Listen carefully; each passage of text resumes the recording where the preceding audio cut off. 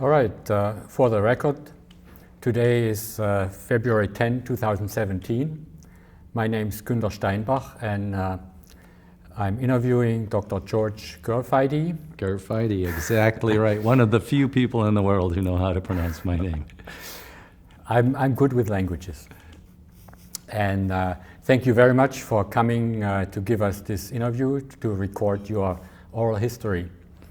My pleasure. Originally, I contacted you because because of your contribution to the touchpad as a computer input device. But we want to get your whole history, not just one little thing. So let's start with your background. Great. Well, I was born in Kalamazoo, Michigan. Yes, Kalamazoo really is a place. Many people think it's just a myth from a song. It's a cold place there, and I believe that cold weather makes for warm-hearted people, so I was surrounded by a family and just a lot of people who are really good, solid people that gave me the idea that the world's full of good people and full of good things. And I think that helped a lot because I had to go through some kind of tough times. And I have one brother.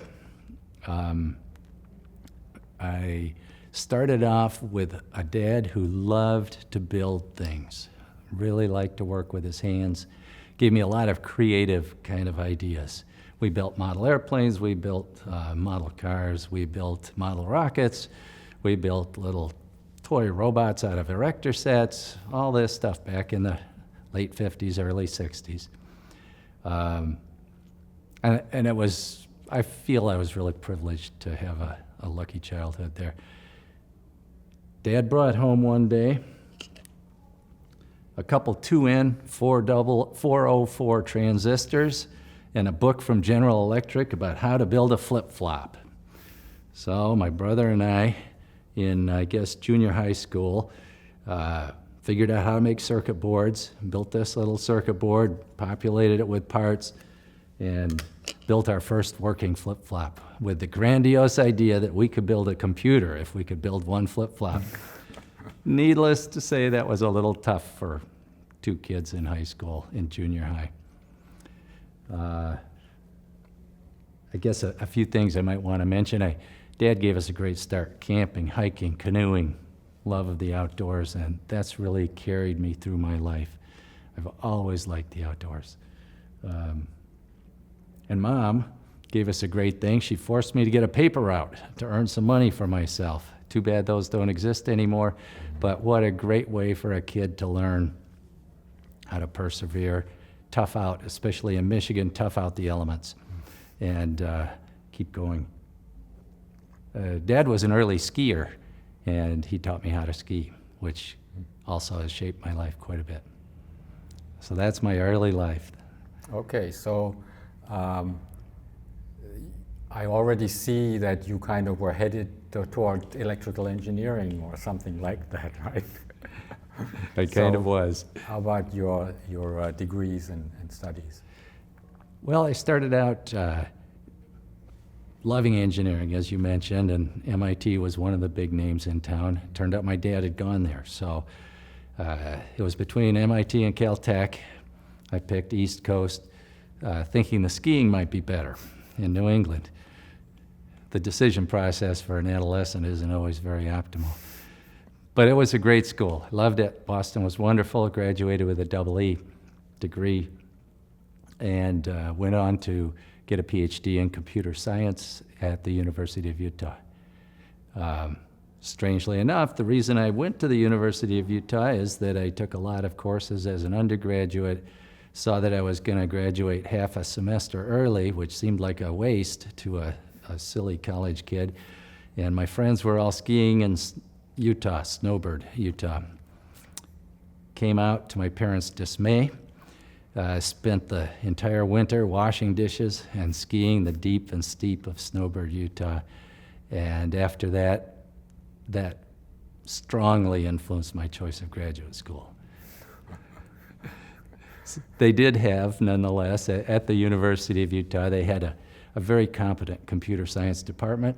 Dave Evans and Ivan Sutherland were were there just opening up computer graphics. But you know, I only took a few courses in computer graphics. I didn't really benefit from that huge legacy that was there. And instead, I started working on speech recognition, a topic that was probably also, like the computer, a little too big for me to bite off. And I got probably 3 years into that dissertation topic, got distracted working on another project I'll tell you about in a moment, came back, reevaluated, and decided I probably would never graduate with that thesis topic. I completely scrapped it, started again with Suhas Patil, who was doing a kind of interesting sort of VLSI design. It was a spatially oriented VLSI design, much like a PLA on steroids. And we turned that into an asynchronous concept where each bit was occupying one small cell of this geographical layout, and the bits were communicating asynchronously with each other so that you could pipeline at the bit level. That meant you could build an adder where the least significant bits came in first, got added, then sent up the pipeline, and the next word to be added, for example, would come in. So you got very high utilization out of the silicon. Was that programmable? It was not programmable. It was simply a design tool. This was, keep in mind, about 1979, 1980.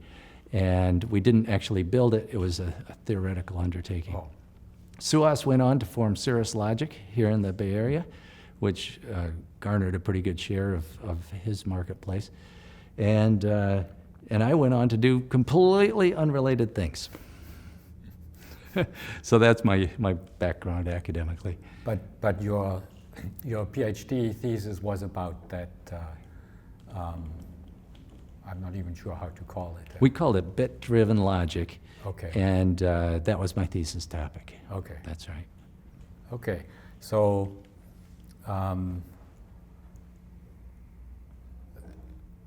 what did you go on to do right out of school?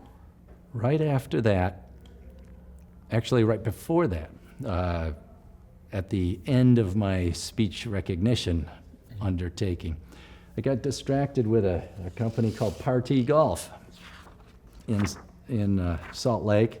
They built a room-sized golf simulator. It was one of the first on the market, certainly the highest quality one. Optoelectric sensors in the top, and a little scary to tee up your golf ball, take a driver and smack it into a screen that was only that far away.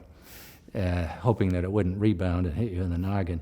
But that got me kind of started on sensors. After they got started up, I came back to school, thought I'd better finish this almost in my hand PhD degree, and so I did that.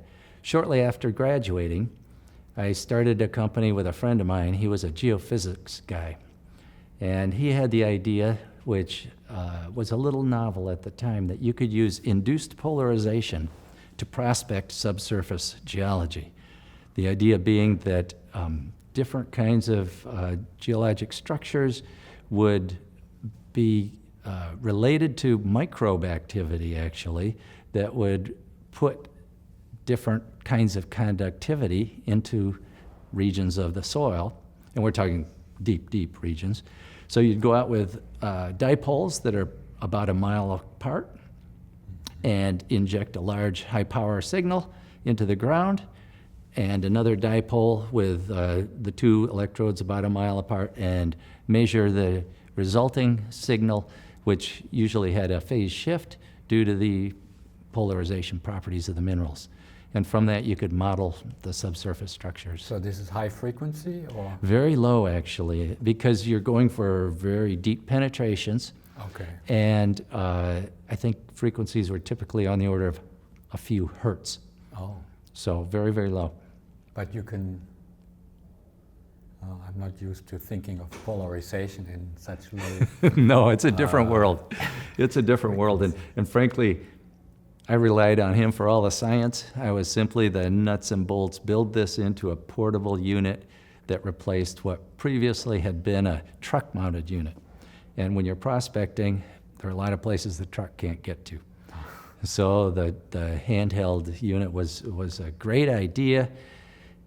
It was right at the peak of one of the oil cycles, which, just as we were exhibiting at the Society of Geophysicists, was crashing, and exploration money was being shut off completely. So we more or less made back the money that we'd put into it, and that was the end of that. One more question. So you say a mile apart sensor. So how do they? And you need a phase. So how do you get them to synchronize? That's a great question. So actually, the electrodes, the two electrodes of the dipole are perhaps a mile apart, and that's done simply with a very long wire.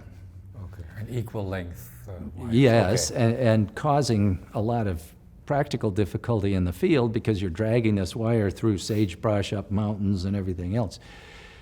Previous systems had to use a wire connecting the receiver to the transmitter to get the phase reference.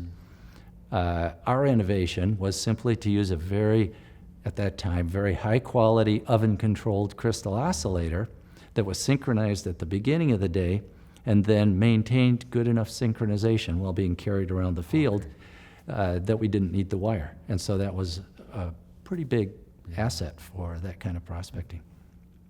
Okay. Great question, though. Spoken by a true analog guy. That's right. And an HP guy, they, of course, oh, yeah. They had atomic clocks and things for... We did not have atomic clocks on this. Okay, so, all right, so after that? After that, You had to find something new. I had to find something new, and I'm going to refresh my memory because it's a while back. I worked on a small company that measured the partially filled bottles of liquor at the bar. My cousin in Montana was a bartender up in Montana. Drinking's pretty big in Montana. You know, the typical small town has a post office, a gas station, and 6 saloons. And what he pointed out is that you can have your well drinks on the gun to monitor and make sure that the bartender is pouring appropriately and charging customers appropriately. But unfortunately, all of the expensive drinks are in bottles behind, which are completely unmonitored. So if he wants to pour a drink for his friends, it's from the expensive liquor. And my cousin Craig Anderson, his idea was that if we built a scale and a barcode, we could scan the bottles, measure the difference in weight. It got a little complex because there are differences of specific gravity among the different liquors and so forth and so on. But with adjustments for all that, we could get a pretty good handle on which ones were being consumed. That turned out to be not really accepted by the marketplace because of the difficulty of entering all the data for all of these special liquors. And bartenders really are more interested in meeting customers, making money, and this kind of not paperwork. weighing the bottle every time. They didn't really like that. So, but you did get a patent? We did get a patent on that idea. I think technically it was a pretty good idea, but the market just didn't match up to the implementation. I guess you would have had to instrument the shelves or something. Something.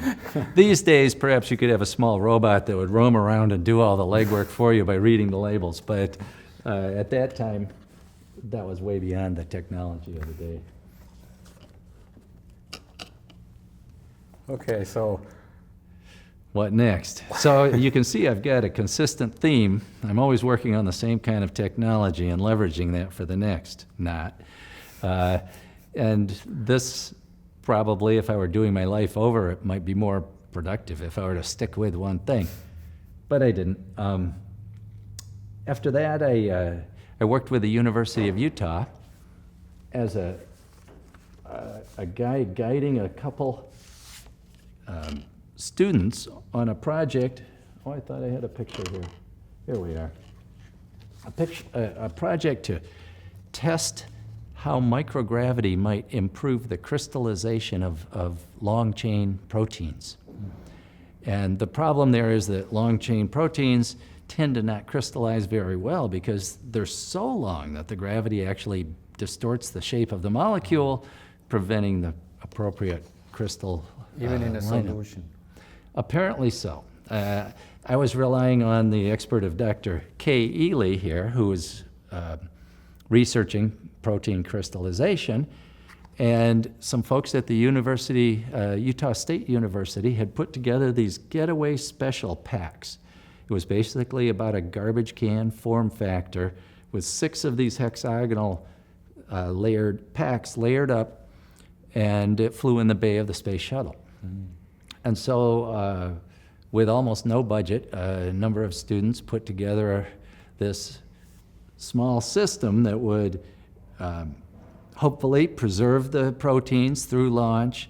Then at the right time, when the canister was activated, they would squeeze the material out of the storage areas into another vessel where another chemical would cause the crystallization to occur. And as it turned out, there was a fault in the wiring of the canister.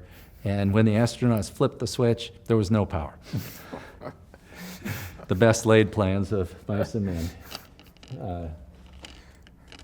But that was a fun project. Got to go see early shuttle launches, tour the Cape. Oh, really? And You went a there? lot of good stuff like that. And it turned out Utah had a fairly active space presence because ATK, in those days called Thiokol, was building the SRBs. Boosters, right? Yeah. And in fact is still building SRBs for the new space transportation system. Oh, okay. So that was pretty fun. And then after that, there was a group called the Center of Engineering Design at the University of Utah, headed up by Dr. Steve Jacobson. Very smart guy, and he liked to think, he was a mechanical engineer. He liked to think that human evolution had developed a lot of pretty good solutions to mechanical problems. And so his concept was, in terms of building a robot hand, that we should model it after the human hand.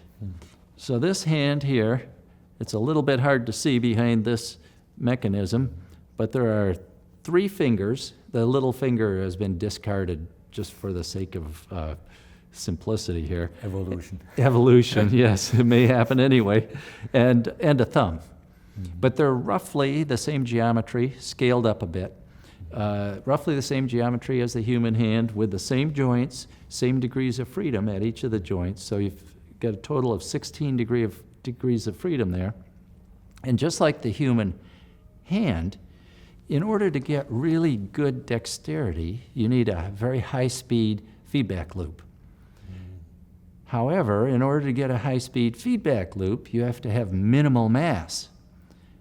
That means you can't have the motors, the actuators, out there in the fingers because they add too much mass. So what human evolution, or animal evolution in general, has done is to provide all the actuators here in the forearm, run tendons up to the fingers, which have very little mass, and it's a pretty elegant solution.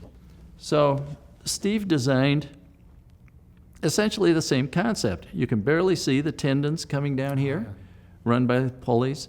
And what you can't see in the forearm area down here is a set of pneumatic actuators with some pretty fancy control. It's a complex control problem because if you think about it, when someone's trying to move this distal joint here, they're activating the tendons, which are running over the proximal joints. So the motion of the proximal joints, or the forces on them anyway, are a function not only of the proximal tendons, but of all the more distal tendons together. So we built a control system with 16 microprocessors, one for each joint. In those days, we didn't have much power, remember? And and he arranged that I be the visiting scientist at MIT, at the AI lab, to take this particular mechanical contraption over there and integrate it into their environment. And it was really a pretty cool thing. This had such high performance that in an unstable condition anyway, the fingertip could move at 60 hertz. For a mechanical object, that's pretty darn good. And it did give the, as you can kind of see here, and the name, the moniker says dexterous robot hand, it had quite good dexterity because of this very high performance. So for feedback, did it have touch sensors or something?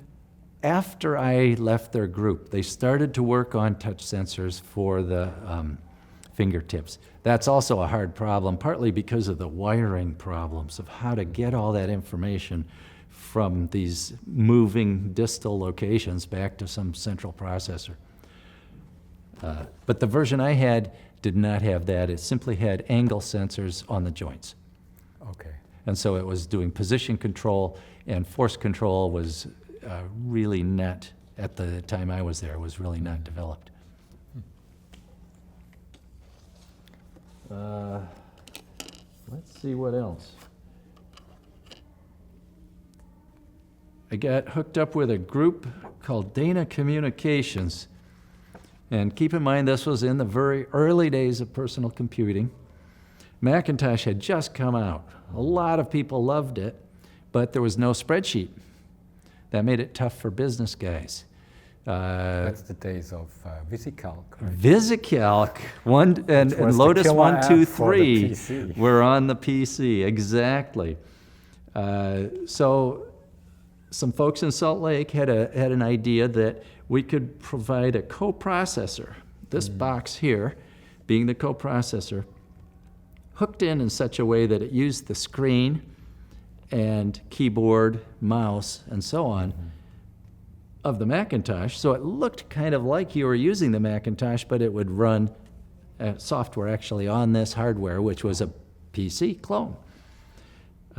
Pretty neat concept, pretty tricky engineering to make all that work together, as it turned out. But that was a lot of fun. And they went on to do some other compatibility things. Novell, which at that time was a big, big game in networking, was located in Utah, just south of Salt Lake City. And they didn't have a solution for Macintosh. So we built a ADB protocol stack for them, and then we did some sort of supercharging of the AppleTalk, which at that time was pretty low speed serial communication, supercharging that to support higher speed protocols. In fact, a variety of higher speed protocols with some sensing to determine what the highest speed was and so forth.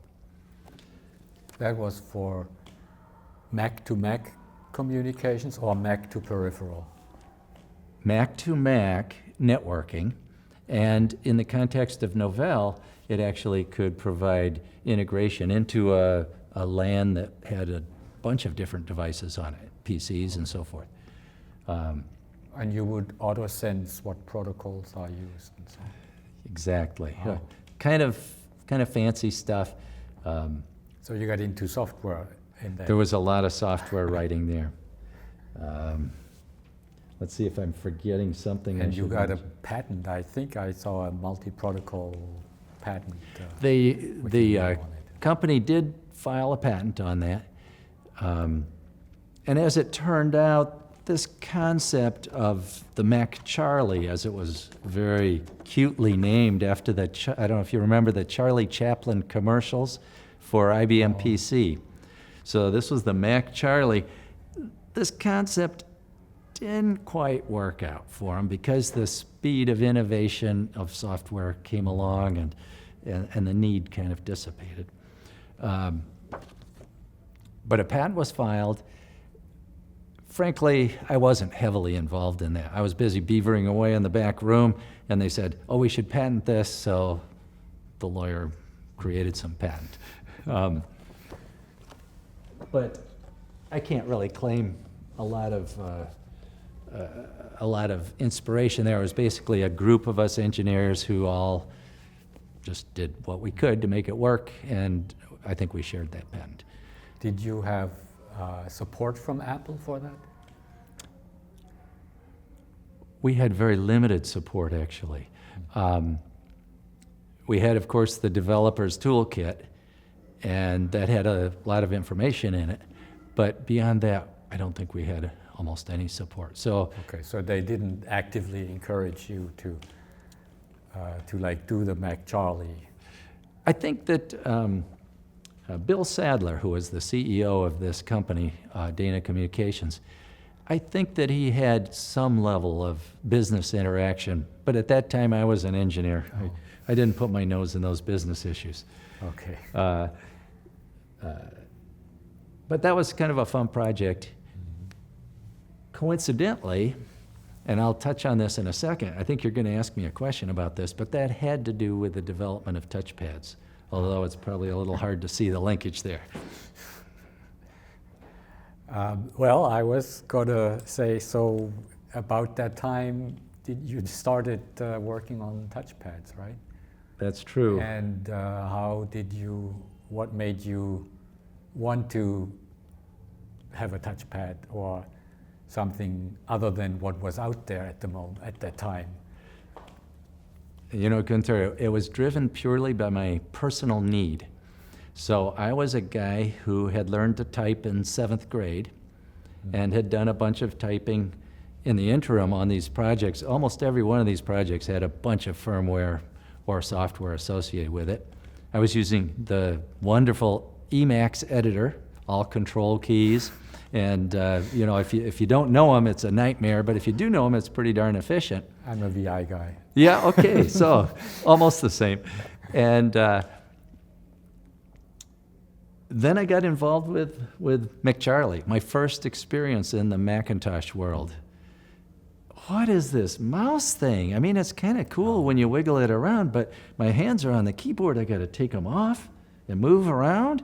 I thought, I can fix this. I'm an engineer. I'll put a pointing device right there on the keyboard so I can run it with my thumbs, so I won't have to leave the home row.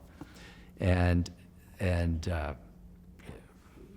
naivety spurred me on to think that, first of all, this would be a very easy problem, and second of all, that there's no one else doing this.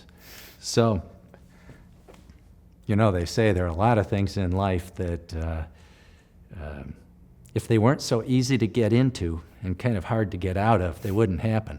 Like children. There are many times where one might abandon the child-rearing idea and the human race would dwindle away to nothing, but fortunately children are easy to start, and once they get started, you got to finish them. Anyway, this was sort of the same thing. I got started on it. But from the start, you thought it would be something to slide your thumb on? Yes. Okay. Yes, and I was initially thinking thumb because I wanted to keep my home row position. And I'd had some experience with a resistive membrane concept, and I thought, well, I'll just get that. In this, resistive membrane was used as a potentiometer in some kind of instrumentation. And I thought, well, I can just adapt that, put it on the keyboard, move my thumb on there, and it would give me what I want. How easy is that? Well, I called the things cats because I had this aversion to the mouse anyway. And by the way, I don't mean to knock on graphical user interfaces. I think they're really neat, but the idea of moving my hands off I didn't like. And so the cat prototype 1, I built it up, I started to use it, and I said, oh, this is terrible. It didn't barely work. I mean, it kind of worked, but I had to push with my thumb so hard on this resistive membrane to get it to operate. And there was no real way to know if I was pushing hard enough or not quite hard enough. And so as I would slide my hand, sometimes it would make contact and track the motion of my thumb, and sometimes it wouldn't, and it would just appear to me that it was just flaky. It just wouldn't work. So anyhow, that was terrible. And it might be a good time to just talk for a second about what else was out there technologically. Yeah. There were these resistive membranes, and there were even big-sized resistive membranes that were put on the front of a computer, CRT at that time, computer monitor. A lot of this most of this, what I'm going to tell you, I had no idea when I started. In retrospect, I now knew there was lots of competition. There was a technology of optoelectronic sensing where there were a bunch of LEDs and emitters arranged in a frame on the front of the CRT. And when you put your finger in, it would block the beam of light in X and Y directions and then thereby track and detect. HP had that in their HP PC or whatever they called it. Yes, yes. But that's kind of limited in resolution, of course. Resolution, very limited, not too good at sensing when there's contact and when there isn't. And I remember one HP instrument that had that, and in an instrument on a bench, you kind of lean over it, and your shirt gets into the beam and does things. I hated that. Automatically reset all of your work for the week, right? Exactly. There was a surface acoustic wave technology where surface acoustic waves were sent across the front of the CRT, which was typically glass, and the presence of a finger would dampen the transmission of the CRT, of the surface acoustic waves, and thereby detect the position. But you have your hand off the keyboard. Well, any of these touchscreen ones, you had your hand. Right. That's right. And I was actually, let me say, cool on the idea of touch screens. I felt that they were very good for limited use, like in an information kiosk in the airport. You move up to it, touch it. Gambling at Las Vegas is a big market, touch the cards. But if you're using it 8 hours a day, like I was using my computer to program, I thought of Jane Fonda and feel the burn after going up to the touchscreen 4,000 times in a day. So, but nonetheless, those were technologies that could have been built into a smaller size. There was a company in the Boston area called Microtouch Systems that actually owned most of the touchscreen market, probably 60%. And they took their touchscreen technology, which in their case was a technology that was resistive capacitive. So on the sides, the periphery of the screen, there were 4 electrodes. There was a resistive coating on the glass. When your finger contacted the glass, a small amount of alternating current would flow through those resistive paths and then through your hand to ground. And by measuring the resistive paths in each direction, you can kind of see how the X and Y position could be determined. They took that technology and built a cool little product called Unmouse, about this big. Form factor, very similar to today's touchpads, plugged into a Macintosh, which at that time was the big graphical user interface opportunity. And they had some limited success with that. It was exhibited, and they were selling them retail. But like all of the other technologies, the problem was that it wasn't easy to glide your finger smoothly across the surface. It was almost impossible because you had to maintain contact, which took a certain amount of pressure to get an electrical contact in the case of Unmouse, or in the case of my failed resistive membrane, a significant amount of pressure. And it was so easy as you casually glide your finger to just lose that contact a little bit, in which case it looked like it was flaky. It stopped working, just jerky motion of the cursor. So all of those were pretty limited success. But here I was with my Cat 1 prototype that didn't work. But there was also or was there already the IBM, the stick with the eraser tip? Not quite in yet. The keyboard? Oh, Not quite yet. Ted Selker at Almadane, just up the street here, invented that, and that became really quite popular, partly because of the promotion of IBM and partly because it took no space. Right. And so that was a strong competitor to us as we got into operation. But at this time, there were a couple other guys. There was one that was a ring mouse.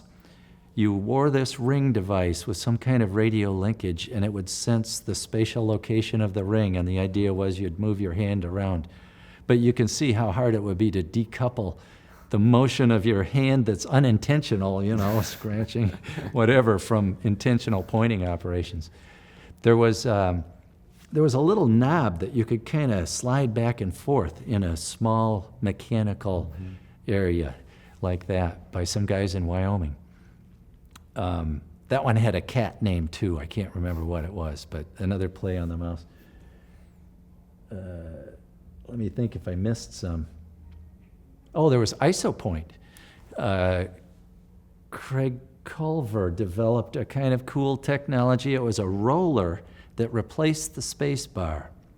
And so you could roll your thumb on it and slide it back and forth. So it was kind of like a trackball, but right there for your thumb to use at a moment's notice. In 2 dimensions? Yes, some I limited. guess the space bar could roll and It could roll that way, forward and back, and it could slide left and right slightly. A mechanical nightmare, but another It sort could of work, yeah. Yeah, I think the prototype worked, and when you think about it, it just showed how much need there was for something, really a need. Now, keep in mind the time frame here is 1987, 1988 kind of time frame, so very early in the graphical user interface world. Macintosh was GUI. On the PC, IBM PC compatible side, only Windows, version 1 point something was starting to be used, but not very widely. And some guys were doing CAD, but they were using, big specialized tablets and high quality trackballs, stuff like that. Anyhow, that was CAT prototype 1. And then I tried something capacitive after that totally didn't work. Didn't even register. It didn't do anything. And, I'd get discouraged and I'd go off and ignore it for a month or two and come back and try something else and something else. I had these with a really thick bulk of some sort of piezo material in them. All kinds of stuff I was trying. All kinds of stuff. And then, it was a little bit like the guy, is it Goodyear, who invented vulcanization kind of by accident? Mm-hmm. Anyhow, we all know about how capacitors work, right? The classic description, there's a parallel plate here, there's a parallel plate here, there's a medium in between. The amount of capacitance relates to the areas and the medium. But if I was building a touchpad or a sensor, how would that work? How would I get my finger in between those two plates? It didn't seem possible.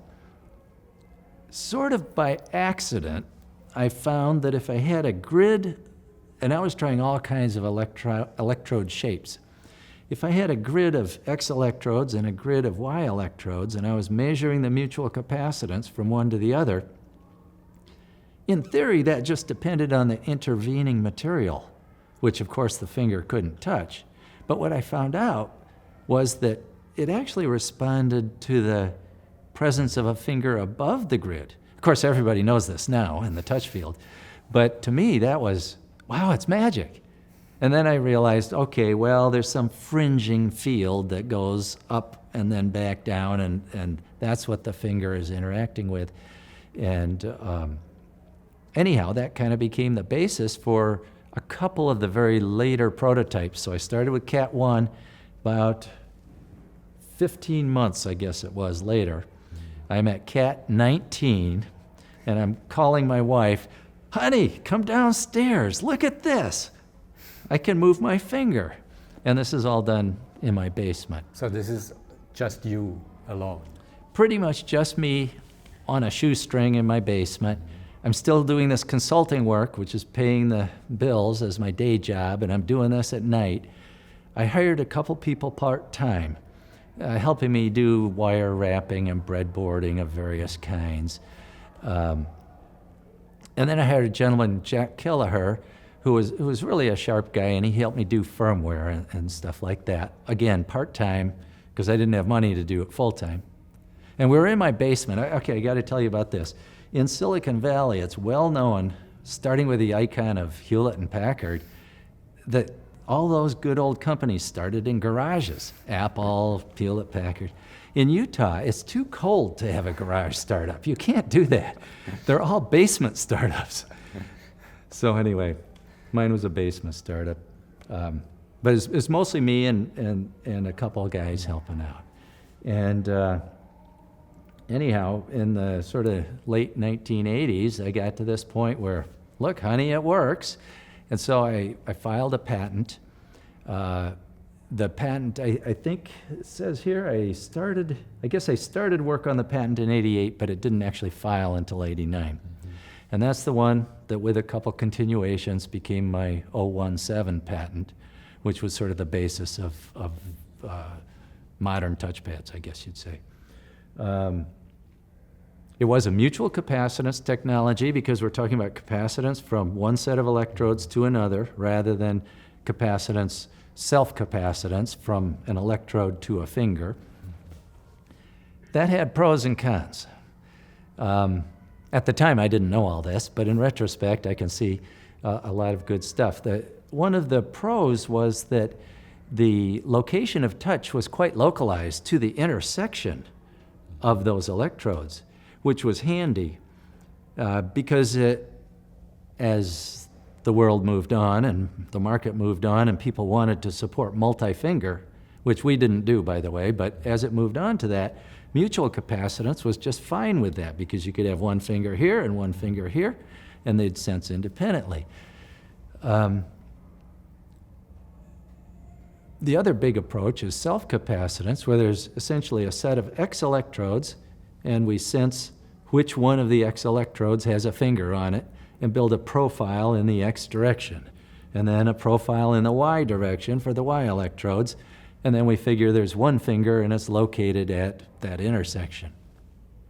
Or we might figure if there are two fingers, I can kind of figure it out, but there's some pathological finger configurations that don't work. So mutual capacitance had a benefit there. And it had a benefit in terms, I think, of sensitivity when there's no ground line connected. This has always been a bit of a mystery to me and not fully explored, but it seemed to work better, and it seemed to give a little better tracking. Let's see, a couple other things. On the con side, self-capacitance could detect, or had the advantage of being able to detect relatively large amounts of capacitance change caused by the finger, because that capacitance to ground of the body was maybe tens of picofarads or so. And the mutual capacitance, dealing only with this fringe field at the time, was a truly tiny amount of capacitance change. So we were trying to sense capacitance change with a resolution of down to 1 femtofarad. And keep in mind, this is in my basement. We're not talking about foundries and silicon and stuff. We're talking about wire wrap or the old 3M prototyping. You know, you push the wires in, kind of prototyping. And we're talking about analog circuits made out of 4016 CMOS inverters that are biased into the linear region and things like that. So to sense that level of capacitance change was truly a challenge. And I developed some pretty interesting approaches, all based around the concept of differential circuits. Mm-hmm. So we get common mode rejection, obviously. We get rejection against process parameters when we go to integrated circuits and so on. And virtually everything in my design was differential, including the electrodes being organized into what I called virtual dipole electrodes. So the electrodes themselves were differential electrodes. And to my way of thinking, that meant that it worked fine with no ground connection, and it helped to localize the behavior. It gave really good tracking, even through the plastic insulator, Which you need too. which you need to have, as opposed to, for example, the unmouse, where you had to actually make electrical contact. Oh. And by the way, there were many, many touch sensing devices in the patent prior art at this time, maybe 100 of them. And some of those were capacitive, some of those were mutual capacitive, some of those were self-capacitive. But apparently none of them worked well enough to bring a product to market. And there are a number of reasons, partly the practical difficulties of sensing these tiny capacitances, and partly some were based on resistive technology, resistive capacitive, so on. And so anyhow, I was kind of in a field at this point. I went out and did the research, patent research. I was pouring through all these patents to see what was out there. Oh my goodness, these guys tried all this stuff. But it was just a hard problem. And as my friend used to say, the devil's in the details. So even though some guys had ideas of doing a capacitive sensor, to actually get it to work was darn near impossible. It took 19 tries. Until 19 tries, and good luck on top of that.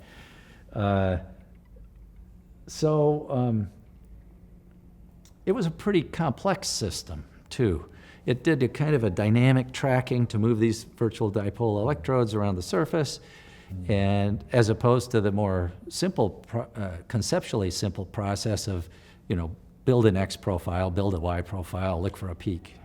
Yeah. You're done. But it seemed to work pretty well. It didn't need an earth-ground connection.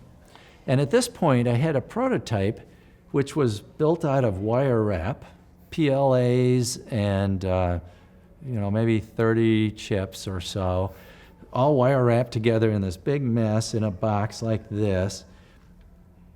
The plastic overlay was plastic from my son's model kit that I had cut out with scissors, held on with Scotch tape, literally. And we'd etched the grid pattern professionally with a professional printed circuit board guy. But other than that, it was really quite the basement amateur kind of operation. So that's kind of where I was at the end of roughly around 1990-ish, with a prototype a laboratory prototype that could work, CAT-19. I guess I could talk a little bit about the really big challenge that came next. Please. Well, so I'm a techie guy, you might know that. Sometimes us techie guys are called nerds.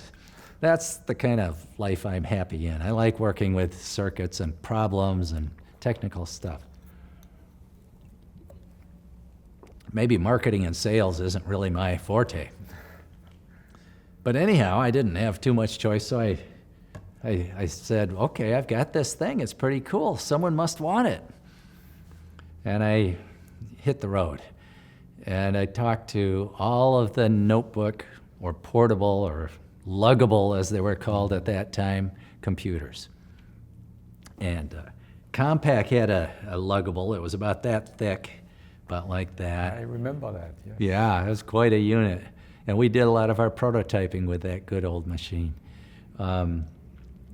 Zenith, a name we don't think of much now, but had branched out from televisions, which they'd kind of lost to Japan.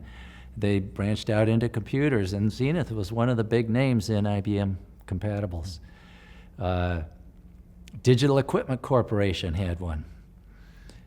They'd gone from mini computers to realizing they had to get into this new micro market, so DEC had a big plant in Taiwan.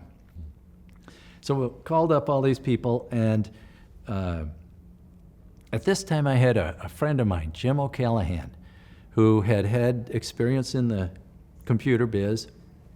He was still working in a day job, but he would give me advice and sometimes make some calls and get some meetings lined up, and then I would load up my little prototype, and in later days we built that prototype into a black metal, I think they're made by Zero Corporation, aluminum box with a key lock. In case I left it in my hotel room, I didn't want anyone coming in and stealing my precious idea.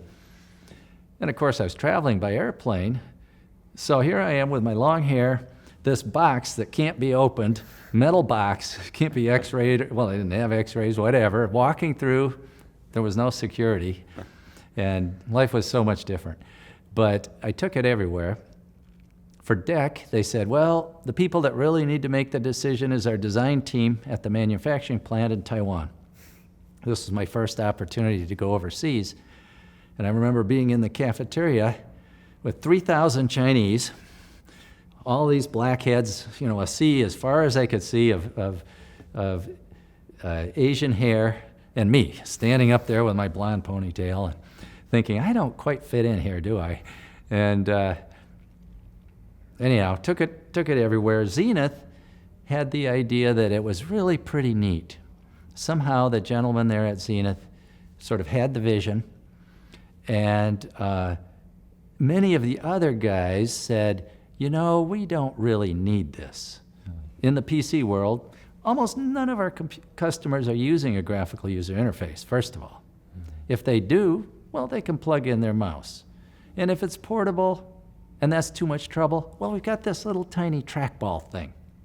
It's sort of like a marble, and we can wield that. So we think we're covered. No need for your technology. And but at Zenith, he said, you know, that's pretty cool. And we'd pointed out that there were some big trackballs, like the Apple trackball, about like this, that worked pretty darn well. Those little trackballs, not too well. And being a sphere, there's really no way to miniaturize a device and make it thinner without making it smaller. And so we felt we had this sort of fundamental market need that was coming up as the devices got thinner and thinner, and the Zenith fellow shared our vision.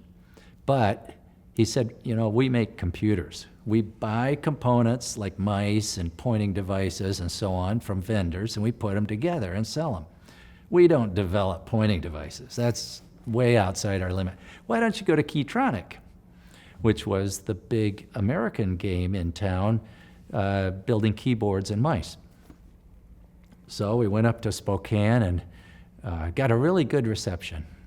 And they said, you know what, let's do a joint project for Comdex. This was fall of '89 coming up. Let's do a joint project where you put your touchpad into a keyboard, and we'll have it on our booth, and we'll start selling this jointly. And if it seems to take off, we'll buy this whole thing from you for $75,000. Lock, stock, and barrel, all IP. And at this time, I had these guys helping me. I'd taken my IRA and rolled it over. You're supposed to roll it over into something else, but I rolled it over into payroll. So that wasn't quite right. And I was starting to run a little thin, as they say. So 75,000 sounded like a pretty good deal at that time. Beavering away, Comdex is coming up, I get on the phone. So, let's coordinate the marketing materials. George, you know, I'm sorry, we've had a change of heart. We're not gonna do it. And I'm thinking, So, as luck would have it, not too long after that, maybe the next month, we'd been trying to get in to talk to Apple. We'd written some letters. Apple was already a pretty big company, and just somehow hadn't been able to get hold of the right guy. And a gentleman called me up from Apple. David Levy was his name. He was an engineer who was working to try to find a touchpad solution for them. So And they were looking from out of their own need for a touch.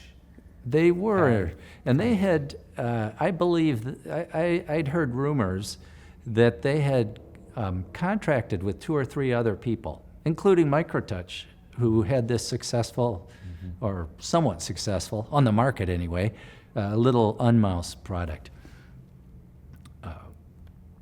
And they'd contracted with these others, but none of them really worked. And Macintosh early on was all about, you know, the sort of integrated experience, the touch and feel. It's got to be good, high quality. Right. And so something that's kind of jittery, shaky, that didn't fly for them. So I bring in my suitcase with my prototype, and we put it on the table there, and Dave kind of, oh, hey, this is pretty neat. Starts calling people in, all this excitement. Hey, this is really neat. This is great. Oh, cool. And all kinds of good energy. I'm thrilled. This is good. Okay, George, we'll give you a call. I go back to Salt Lake. And at this time, airfare was pretty expensive. Delta had a corner on the market. It was about $700 to make a trip from Salt Lake out here to Silicon Valley. And so I get back, and I'm kind of waiting by the telephone. Waiting. No call. Finally, 3 weeks later, Dave calls up. George, we've decided. We really want to do it. You got to come right back out. We got to get the VP, senior VP, to see it and sign off on it. And I said, well, Dave, I'm about out of money. I just went through this thing with Keytronic. And, you know, if Apple's really serious, why don't you buy my ticket out there? He said, no, you don't understand, George. It's not an official program. It's just us guys in the back room. It'll take 2 or 3 weeks to cut a check. And then he says, you know what? I'll just write you my personal check and put it in a FedEx envelope, which he did. Sent it to me. I bought the tickets with it. Went out to Apple. One thing led to another. Wow. So David Levy was a pivotal, you know, just his vision and insight right then, and chance maybe, was the pivotal thing that allowed that to go forward. So anyhow, kind of a thank you, Dave. So at that time, did you already have a company that you had started, or was it still kind of you as a private as a single inventor? Well, that's a great question. When I said, hey, honey, it works, and I decided to do a patent, that's when I said I'm going to commercialize this thing. Mm-hmm. And so I came up with the name Proxima, which made sense to me because when your finger is in proximity, it works. Oh, I just thought the next big thing. Could have been. And it turned out there was another company named Proxima that made a bunch of LCD projectors. I was fairly successful with that, but I didn't know that at the time. But it was basically just me. And so it was me and these part-time folks that were helping me. So there was a company, but it wasn't funded, and it was still in my basement. Let's see.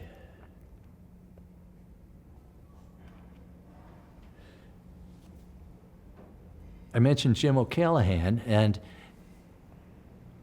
as we were able to do this license agreement with Apple, which was widely reported in the press,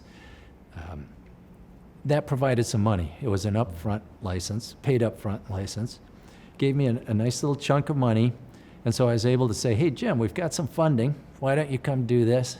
And he came on board, which was a wonderful thing because Jim had a lot of business experience, accounting, sales, just generally being in the industry. And we formed the company Circ because now we had funding. So you did not use venture capital? Did not have any venture capital. It was Would there have been any in Salt Lake City, or? There was very limited. There were just a few companies. One of the banks had a fund, Okay. and there was one venture fund. And that was it for the whole state, I guess, of Utah. So we might have knocked on their door a little bit, but we had a pretty good chunk of money from Apple compared to where I was living, where, you know, you recycled pencils. It seemed like a lot of money. And we had this one problem, that the arrangement had a period of exclusivity during which we couldn't do anything with the technology. How long? I probably shouldn't. I don't know if that's that may be Sure. some confidential information, but it was a few years. Okay. And during that period, the idea was, I thought Apple was being, you know, doing something pretty sensible. We negotiated this idea that they'd have a couple years head start, and after that we could take it to the PC world, and that would help kind of boost the visibility and build the concept. Mm-hmm. So that made sense. And Apple, of course, had huge resources, which we didn't have. And there were a lot of steps from taking this box of electronics into a touchpad that had tiny size, low weight, low power consumption, and all this. Mostly building a custom integrated circuit. So Apple embarked on that project. Okay, so Apple did put it into a silicon, like a single chip or something, or a Yes. few chips. Yeah, so Not Circ. that's correct. At that time, and they had resources, you know, the TIs of the world were glad to work with them because they were Apple. When we called up, they didn't answer the phone the same way somehow. And so we had a couple years where we couldn't really do anything, and Jim and I said, well, okay, let's try and do something in the video storage area. So we started beavering away on that, beavering away. Like everything, it's harder than it seems. And we weren't able to come up with a really good solution there. A few years had gone by, our period of exclusivity had ended, and we said, you know what, let's go back to the touchpad. So the problem was the integrated circuit. So virtually impossible to do it without an integrated circuit. We started calling up. No one really had much interest. Then, through some luck, my wife, her family, where she grew up, was Pocatello, Idaho, north of Salt Lake, about 3 hours. And you wouldn't guess it, really, but in Pocatello, Idaho, there was a foundry, an integrated circuit company, AMI, one of the very first, American Microsystems, Inc. I guess for some reason they'd moved from the Bay Area to Pocatello, where they had lots of space, lots of labor and so on. And people could go out hunting whenever they wanted. So it had kind of a lifestyle that way. And my wife's friend happened to be in the business school and knew Conrad Redberg, the head of AMI. So we were able to get an introduction to Conrad, went up, showed him our stuff. And he had the vision, he caught it. And with a little bit of work, he signed on, he said, okay, we'll build a chip for you. And AMI had these other customers, like either Ford or General Motors.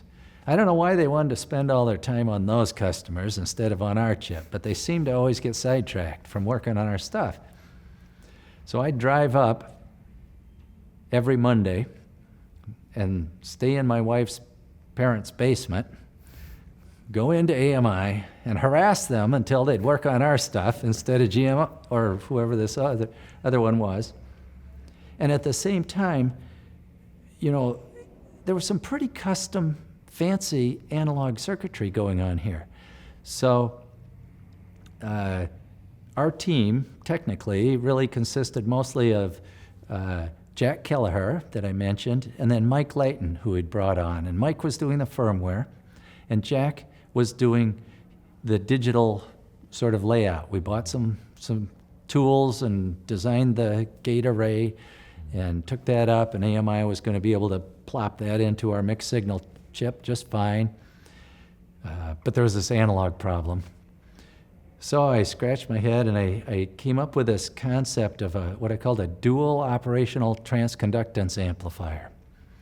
And basically the idea was that if you built a transconductance amplifier, but you had two outputs to it, you could, and I'm trying to remember just how this worked, it was a long time ago, but you could mirror the amount of charge that was siphoned off of one of these electrodes, and one part of the operational amp would be a charge amplifier, and the other part would mirror the amount of charge and send it off to be integrated in a synchronous integrator. And everything was differential everything, complete differential layout. But it was all full custom, designing the transistors, everything. And so I did a lot of that up there with AMI's tools. And thanks to Conrad Redberg and his vision and AMI's participation, we got working silicon. This was probably 1993, November. We got our first working silicon. It just about worked. There were a few little glitches, something with the reset circuitry or something, but basically it was a functioning touchpad circuit. So at the same time, Apple must have had their own silicon, but they would not let you have it, or they just had their license and did their thing. Yeah, and you can imagine they wanted the proprietary position, first of all, and second, a couple bad things happened to Apple. Just at that time in the early 90s, they were going through tremendous financial upheaval. People were leaving, finances were every which way. And to make matters worse, there was a huge argument. Are our customers going to like this little pad? They might want their trackball, which they're used to. This might completely devastate our product launch. And a big company is thinking about a rectangular hole in the front of their device that has to be filled. Interestingly, as a result of touchpads, you might remember that early laptop computers had the keys located down here, and there was a sort of a blank area up here. And it was really Apple with David Levy's mechanical design input that said, no, we're thinking about a touchpad down here, so we're going to move the keys up. So that was a pretty big change to the industry. But in any event, they were having lots of arguments about whether this would work. As a result of those two things, plus the fact that this silicon was not so easy to do, sensing femtofarads. As an analog guy, analog is a tricky little art form. It's not like gate layout, right? So for all those reasons, Apple had not yet fielded a product. And maybe other reasons I don't know of, but it was a tough thing to get it working. And here we were with a kind of a prototype now, but it wasn't quite market ready. There were some little glitches in the circuit. We didn't really have any other funding. It was starting to run low. A recurring theme. A recurring theme, right? Money goes quickly, right? New round, whatever. So at this point, I want to introduce a couple other gentlemen who are really key to our success.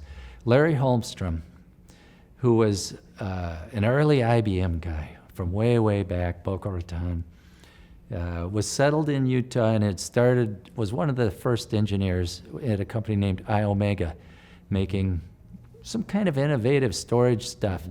And he was advising the state of Utah with a venture which they called UTFC. It was an idea for the state to provide seed funding for technology ventures, to try to build up a technology industry in Utah.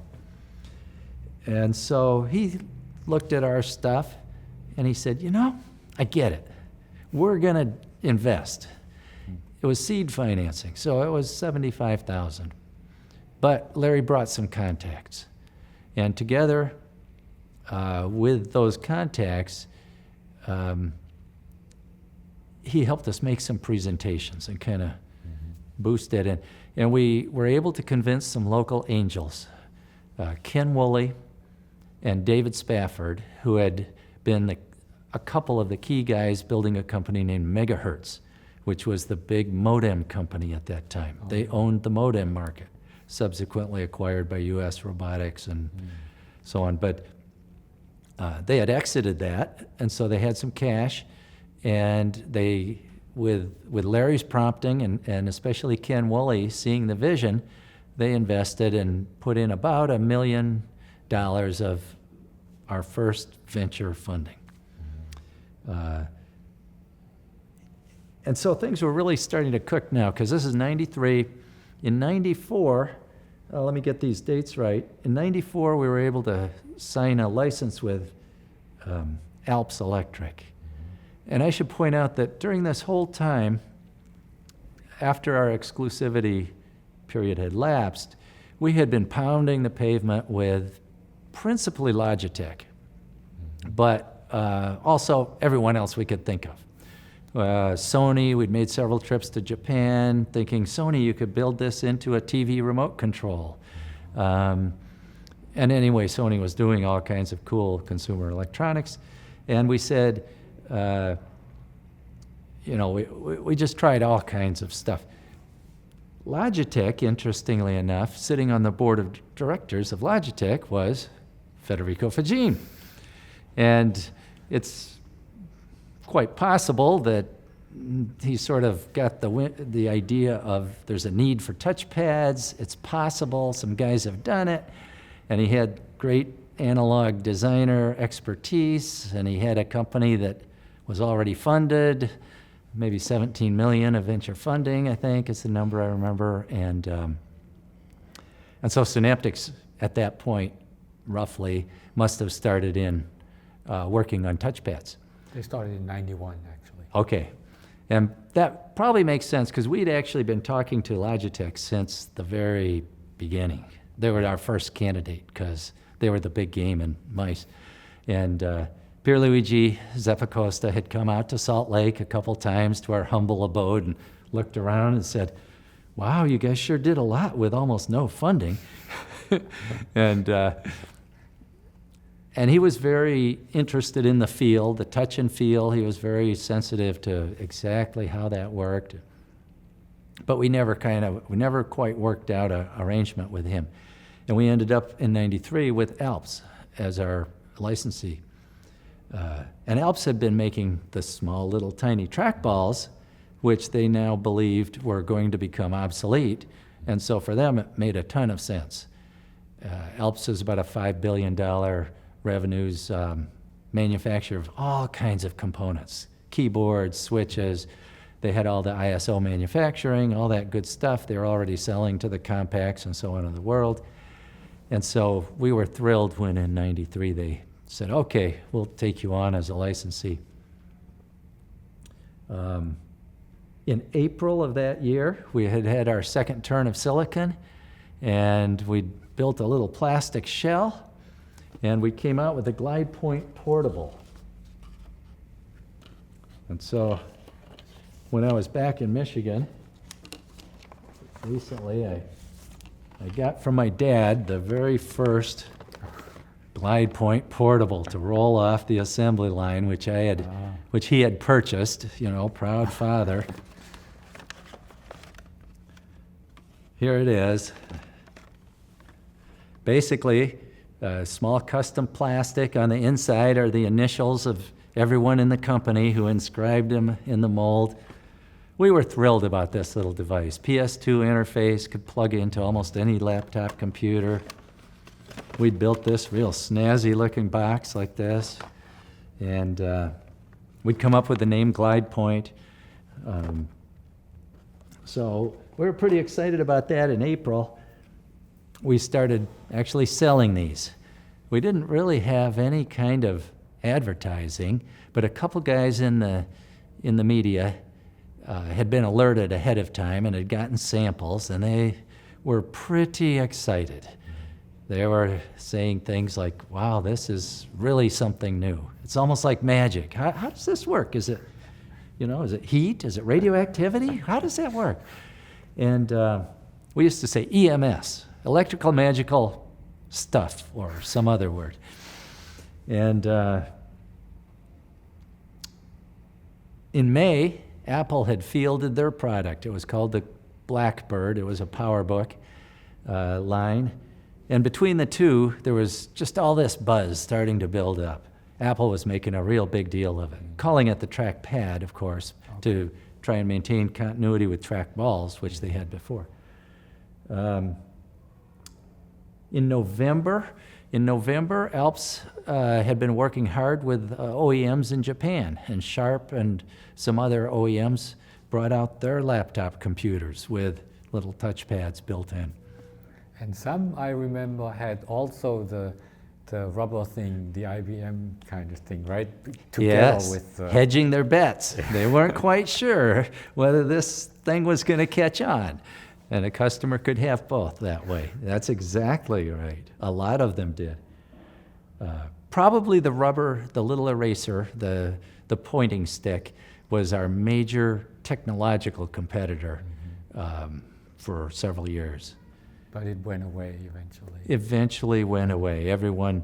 Well, I'm not sure that anybody still has it. I'm not sure either.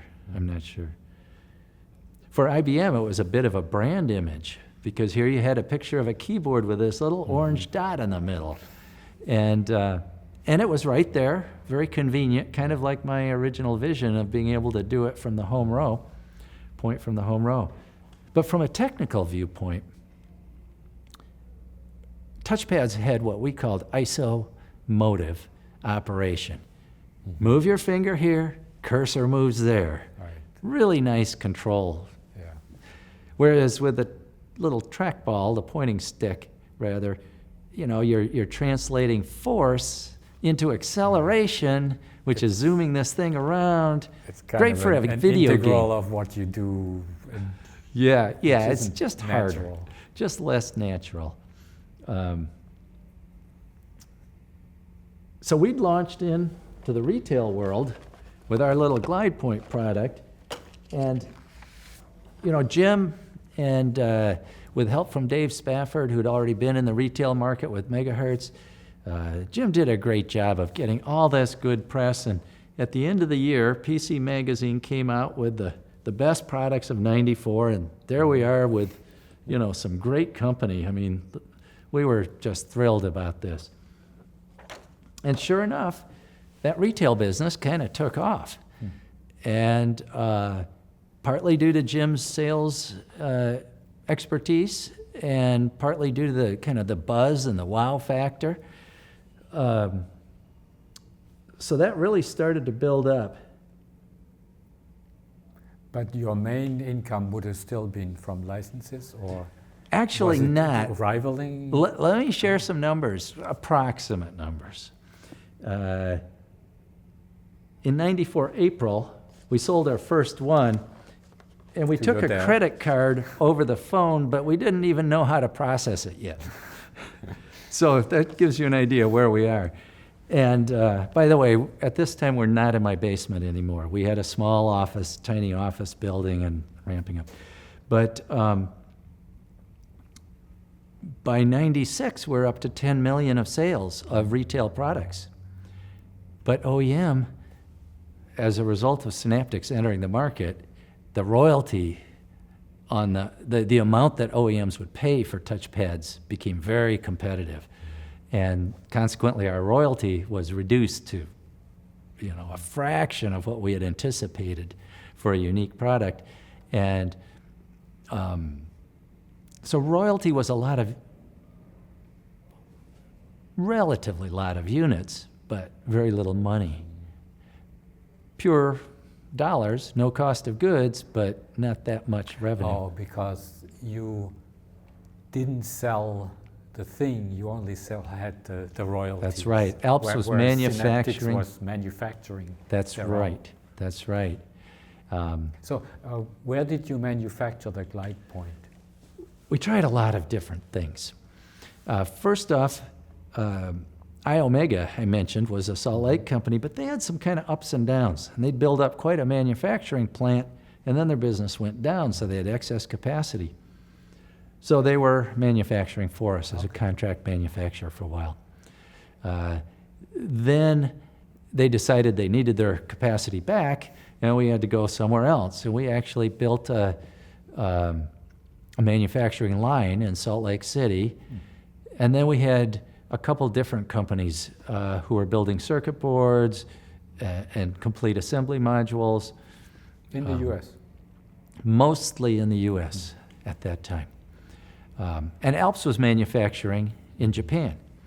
Strangely enough, Alps had decided that this very unique product was a good entry point for them to get into the retail market. They were completely an OEM company, and they saw the huge margins that are in the retail business compared to OEM, and they said, we'd like to get in there. And they launched, first of all, a line of glide point products, almost identical to ours. Competing with you. Well, yes.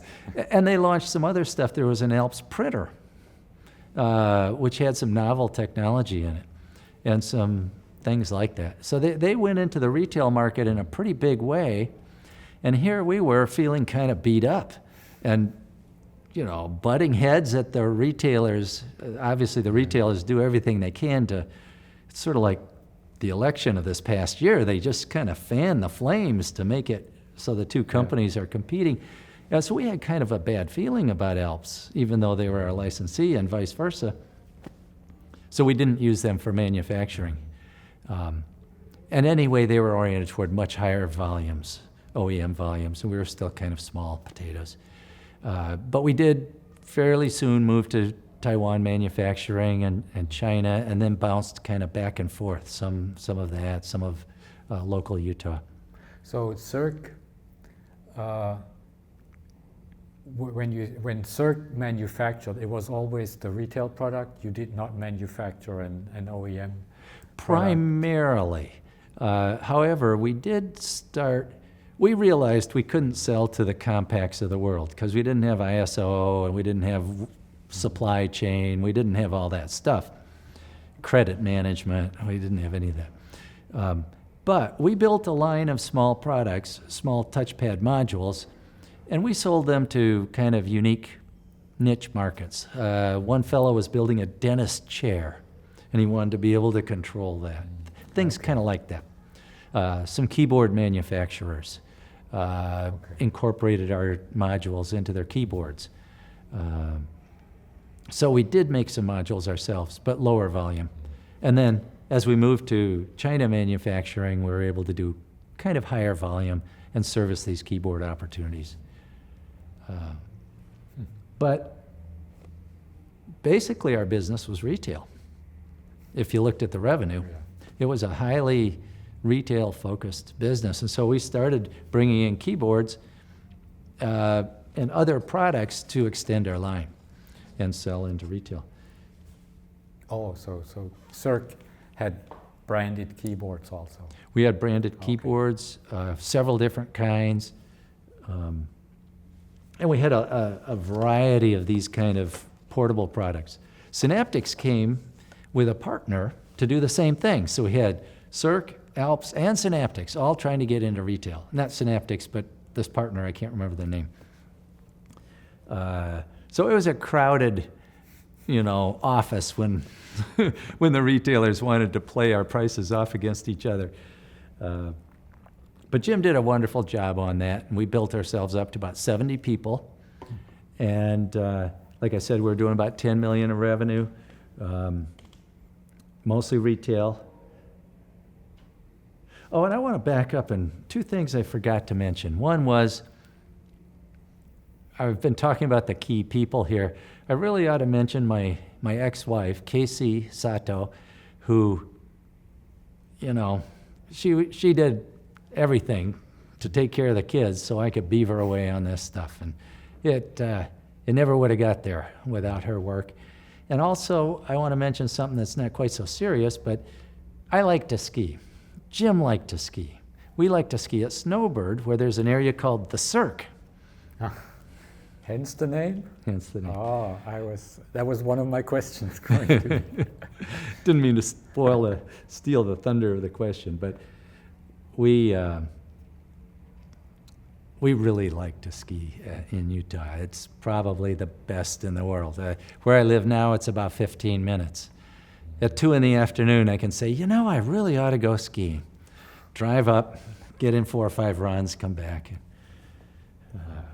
It's a wonderful place for outdoors. And just to promote Utah a little bit, it's become a bit of a tech hub. A lot of people are moving where the costs are much lower. It's very business friendly. There's a lot of space. The government's working hard to incent people to come. And they even have a slogan, which is Silicon Slopes, as opposed to Silicon Valley. So all that's kind of fun. So anyhow, here we are in about the 96 time frame, 97, and we've got this retail, we've been in it a couple of years, we've got this retail business built up. There's some competition. Alps and Synaptics are kind of fighting it out in the OEM market. Logitech is working really hard to field a technology like this. They really want to have that technology, but it proves to be pretty difficult. So there were all these previous patents in the patent landscape that were capacitive patents that didn't quite work.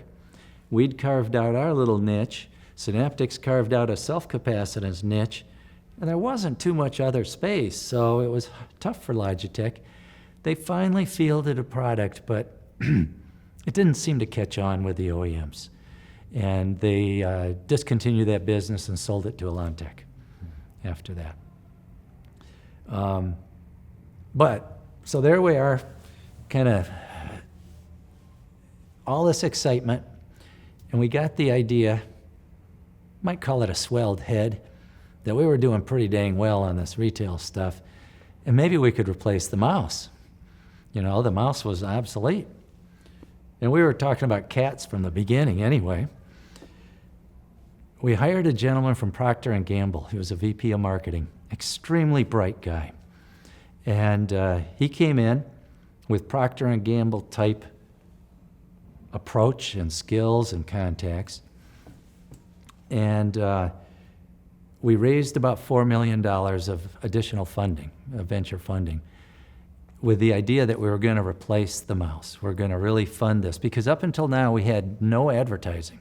It was simply good word from press reviews and so on, word of mouth and stuff. And so he did a real bang-up job on the image side. And he took, let's see if I can find it. Here it is. He took the cat concept. He put in good, better, best market position straight out of Procter & Gamble.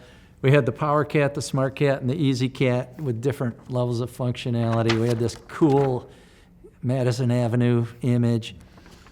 And he did a market survey. And Procter & Gamble's a lot about taking stuff out to the streets and asking the consumers what they think. And he took out a survey that basically said, you use a computer, don't you? How do you like that mouse? What if you could just move your finger and the cursor would move? You didn't need your mouse. And he got something like 95% of people said, yes, that's wonderful. I would love that.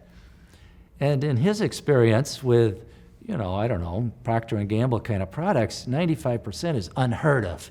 That is so much better than any survey he's ever done. So we were pretty darn enthusiastic. We had this money, we had this cool look. He put ads in People magazine. We'd been barely known to the Bytes and the PC mags of the world before, but we were in the mainstream. This was a consumer product, and he got a pretty good level of success for a while. At Computer City, there was 1 month where we actually sold more of our products than Microsoft sold of their mice. And Microsoft was the big game in mice other than Logitech. So that was pretty darn good. But there were some things we didn't realize.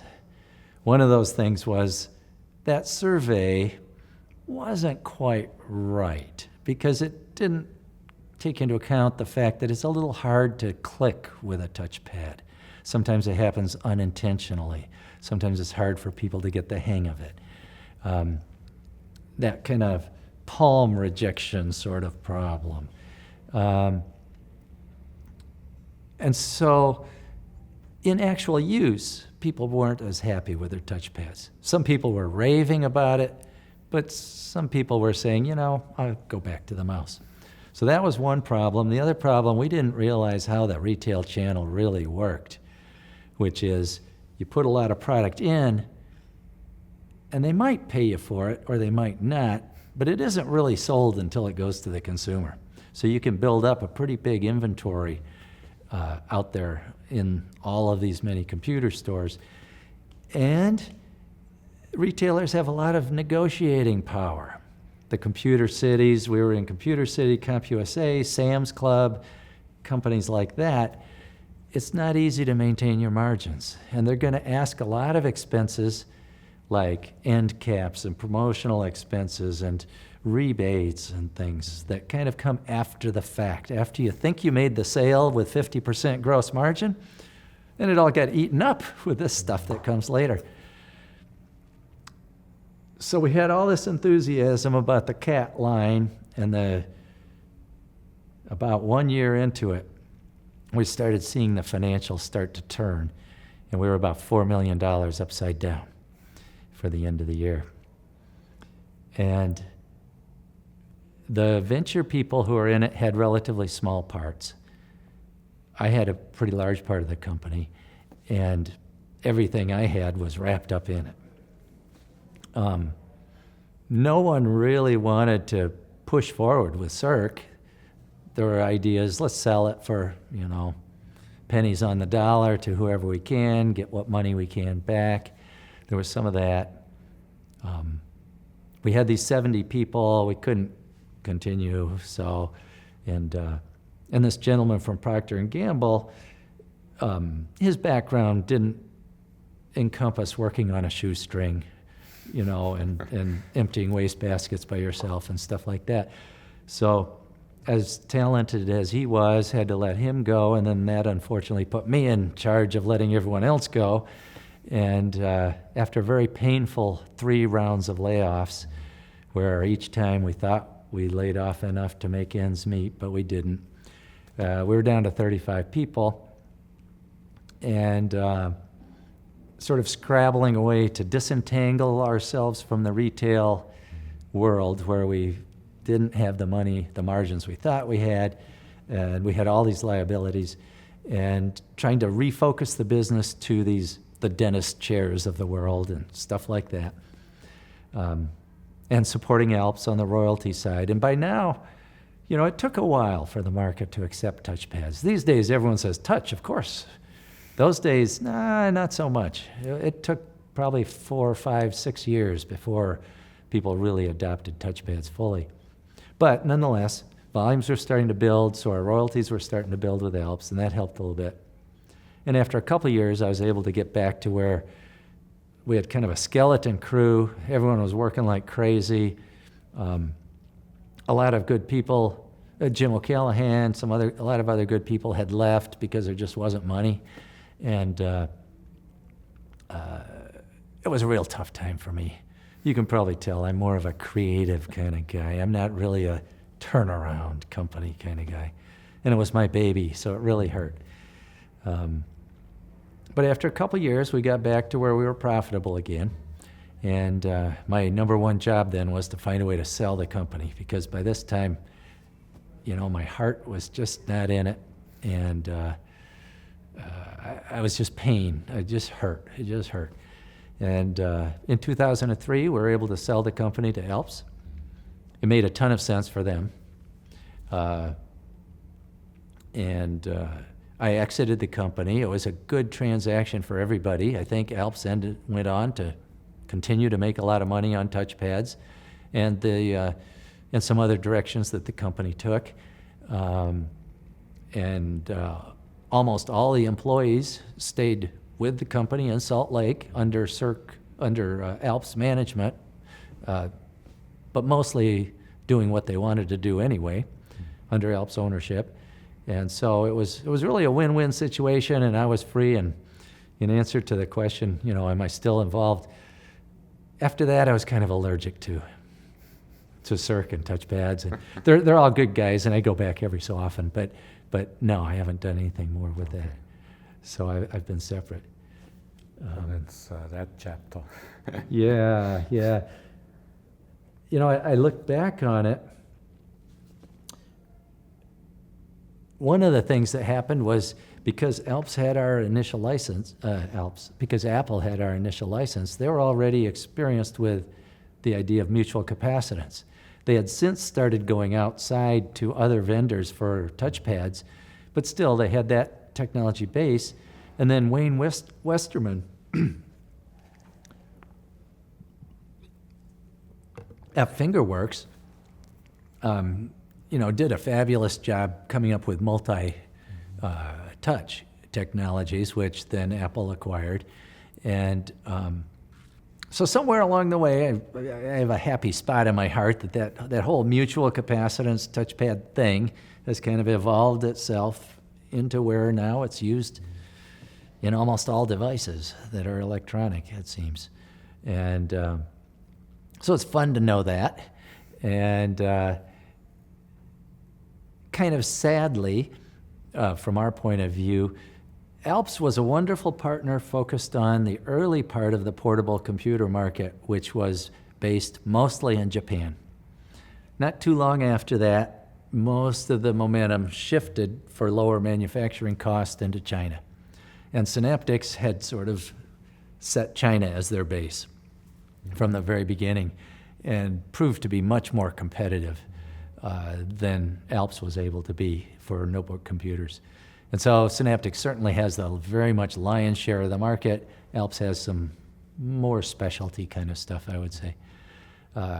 So that's, I feel a little bit sad for our partner there on that. And it would be nicer.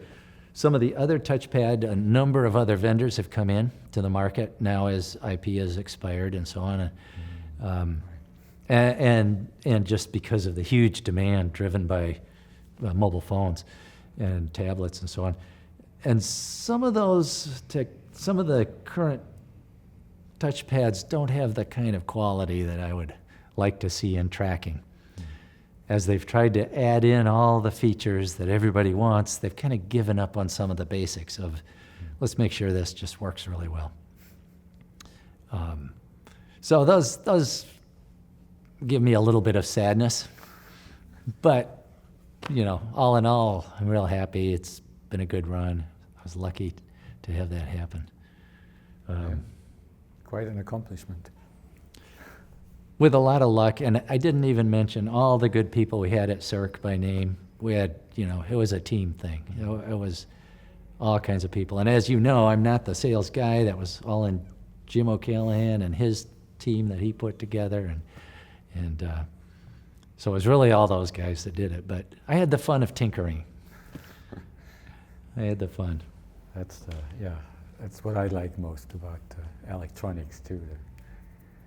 That's right. Attention to get something to work. Making it work. Yeah, you have to go through all those details, all those iterations. Okay, so after the touchpad, let's briefly touch on what you do now. You have a strange sounding email address, c2mw4.com. That's right, C2MW4. I don't publicly want to tell anyone what it means, although it's easily enough figured out as you've done. But the big thing is, if anyone asks me, I say, well, if you can guess it, I'll buy you a beer. So I think I owe you one. And C2MW4 is basically a consulting company to house various things I want to experiment with and work I do for clients. So this is just you now? Basically just me. Okay. Yep. Every so often there's a few other people involved, but it's both basically just me. And I've looked at a lot of things in the alternative energy space over the last 5-10 years. As interesting as those all are, it's hard to make them turn out. And I've put a lot of time into thinking of one and modeling it, but so far without being able to get any people to bite on the potential. And that's the idea that photovoltaic technology is kind of a tough nut to crack. You need a pretty large surface area because sunlight is relatively diffuse. So you need a lot of something. Whatever that something has got to be pretty darn cheap.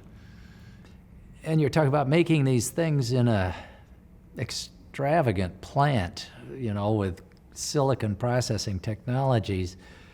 It's just hard to get it to be really economical like people would like. But the problem of solar thermal, in contrast, low-grade thermal energy from sunlight is like falling off a log. It's so easy and cheap. And a gentleman in France a number of years ago developed a dryer for forage. So when someone cut the hay in their farmland, they could use this dryer, a solar-powered dryer, and it was basically a 2-meter diameter tube, about 300 feet long, maybe 1,000 feet long, just plastic, a fan on one end that blows air through it, and it heats up in the sun, and out comes 200-300 kilowatts of thermal energy at a cost of approximately, this was a while back, but I think his cost was something like $4 a kilowatt of capacity, compared to around $1,000 a kilowatt in rough terms for photovoltaic. So immensely cheaper. How could you put that to work in a practical system? And I thought that if you looked at the mining industry generates all these megatons of overburden, rock, and it's really good for nothing. They just try to put it back and make the ground look as good as they can. What if you could do something with that? And so I thought, well, low quality thermal energy, the main problem there is you get it during the summer in the daytime, you need it during the winter and in the nighttime. It's all about storage, all about storage. How do you store thermal energy? Well, rocks are one of the age-old solutions, and here you can get a boatload of rocks almost for free. And in fact, I did a lot of studies on the porosity of a rock pile. Basically, just a pile of these broken up rocks, how hard is it to blow air through this pile of rocks? And I found that it looks quite feasible to do a minor amount of sorting on the rocks as they're dug up so that they have a somewhat more even distribution of sizes, therefore relatively good porosity. And then you can collect solar energy in a solar farm, basically a whole bunch of these tubes of black plastic, just like the gentleman in France did. Blow air through them, the air blows down through the rocks, heats up the rocks, and since you're talking about truly immense scales, you can get time constants on the order of a year.